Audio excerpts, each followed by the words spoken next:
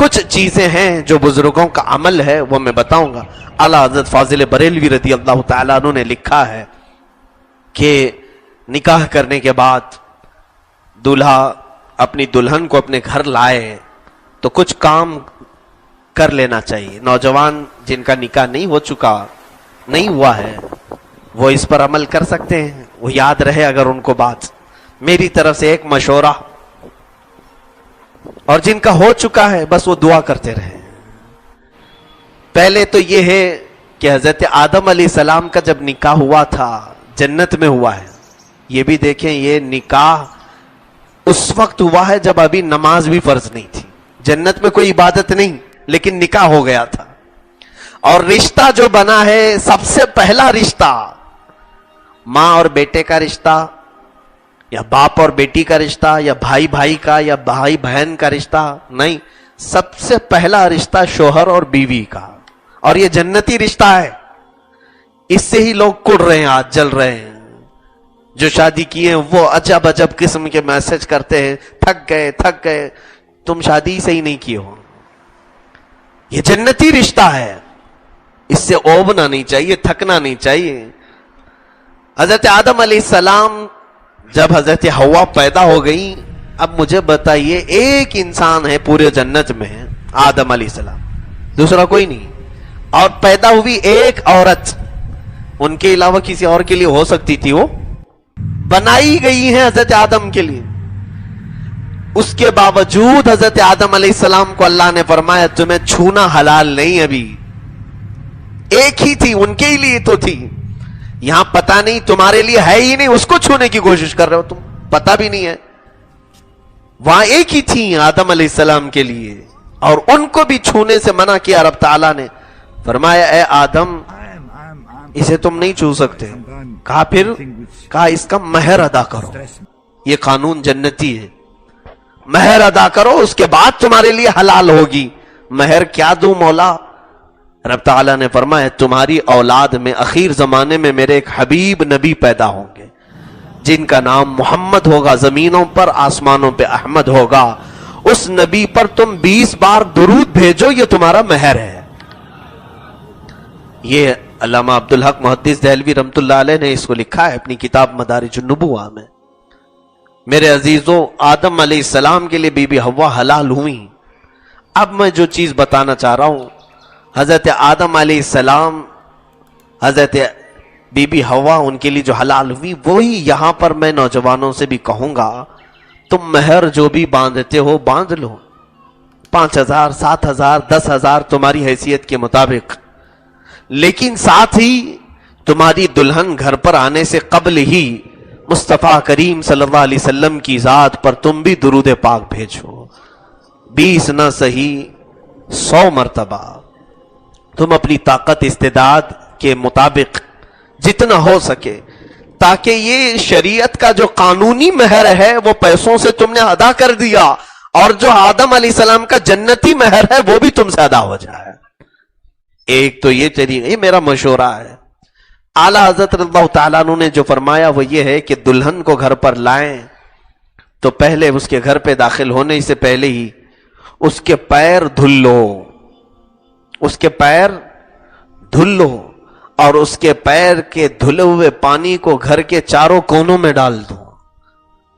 چاروں کونوں میں ڈال دو، اللہ رب العزت خوب برکت نازل فرمائے گا، برکت آئے گی. اور دلہن جب گھر پر آ جائے تو پھر فرمایا کہ رات کو جب تم تنہائی میں ہو جاؤ گے، حجلہ عروسی میں تم آئے، آج پہلی رات ہے ملاقات کی، تو دلہن اور دولہا جب اکیلے ہو جائیں، تنہائی ہو جائے، خلوت صحیحہ ہو جائے، تو سب سے پہلے وہ اپنے غلط طریقوں سے ملاقات نہ کریں، ہائے ہیلو نہیں، سلامتی کے ذریعے سے ایک دوسرے کو سلام کریں. اور یہ سلام تمہارا اللہ نے اگر قبول کر لیا تو ہمیشہ دونوں سلامت رہو گے. دعا ہے نا، السلام علیکم ورحمت اللہ وبرکاتہ. اللہ تم پر سلامتی نازل کرے اور اللہ کی رحمتیں اور برکتیں ہو تم پر.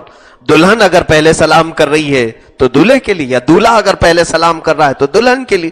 لیکن کوئی اس میں یہ ضروری نہیں ہے کہ پہل کسے کرنا چاہیے، جو چاہے کر سکتا ہے. سلام کے ذریعے سے ابتدا ہو اس کے بعد ابھی وہ اپنی دیگر گفتگو شروع کرنے سے پہلے، اپنے دیگر معاملات کرنے سے پہلے سب سے پہلا کام وہ یہ کرے کہ دلہن کا دوپٹہ لے لے، اس کو مصلی بنائے، جانماز بنائے، اور مرد باوضو عورت دلہن کے پاس جائے جب وہ پہلی رات میں جا رہا ہو، اور اسی دوپٹے کو مصلی بنا کر اس پر 2 رکعت نفل ادا کرے، اور اس کے پیچھے اس کی دلہن اسی دوپٹے پر 2 رکعت نماز ادا کرے، اور پھر اس کی پیشانی پر اپنا ہاتھ رکھ کر کے دولہا صرف یہ دعا کرے، اللہم انی اسألک من خیرہا و خیر ما جبلتہا علیہ، یعنی اے اللہ میں تجھ سے صرف اس کی خیر کا سوال کرتا ہوں، اور جس پر یہ جن اچھائیوں پر تو نے اس کو پیدا کیا محض مجھے صرف وہی اچھائیاں دکھا، اور میں اس کے شر سے پناہ مانگتا ہوں، اور جو بری چیزیں اس کے اندر ہیں ان تمام چیزوں سے مجھے بچائے رکھ۔ یہ دعا کے بعد آگے کے معاملات کریں۔ اعلیٰ حضرت رضی اللہ تعالیٰ عنہ نے لکھا ہے مولا تعالیٰ موت تک ان دونوں کو سلامت رکھے گا، ان کو نیک و صالح جوڑوں میں شمار کیا جائے گا، ان کو صالحین میں شمار کیا جائے گا۔ یہ زندگی گزارنے کے اور طور طریقے شروعات کی یہ تمام چیزیں ہیں۔ سوال تو یہ کوئی نہیں کرتا ہے نوجوان آ کر کے، پہلے یہ پوچھتا ہے شیروانی کیسے سلاؤں، مفتی صاحب اچھا مشورہ دے دیں، آپ جوتے کیسے سلواؤں، امامہ کیسے بندواؤں، مجھے اسی کام کے لیے رکھا ہے۔ میرے عزیزو، زندگی کی پہلی رات ہو، ایک نئی زندگی گزارنے جا رہے ہو، تو یہ بھی تو سوال کریں کہ میرے آقا صلی اللہ علیہ وسلم کی سنتیں کیا ہیں، اسلامی طور طریقہ کیا ہے۔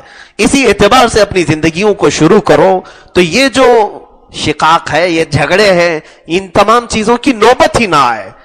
میں یہی دعا کرتا ہوں مولا تعالی ہم سب کو جنتی لطف دنیا میں بھی عطا کرے اور آخرت میں بھی عطا کر رہے ہیں، اور بیوی کو بوجھ نہ سمجھیں، اور کوئی بیوی اپنے شوہر کو بوجھ نہ سمجھے، اور جس نے یہ سوچ لیا ابھی سے، اور حقیقت میں اللہ اسے بوجھ بنا کے ہی رکھے گا۔ جس نے سوچا یہ بیوی میری بوجھ ہے، روزانہ کچھ نہ کچھ مانگتی رہتی، تم نے دماغ میں جیسے اس کو بوجھ سمجھا، رب تعالیٰ نے تمہارے لیے اس کو بوجھ ہی بنا دیا۔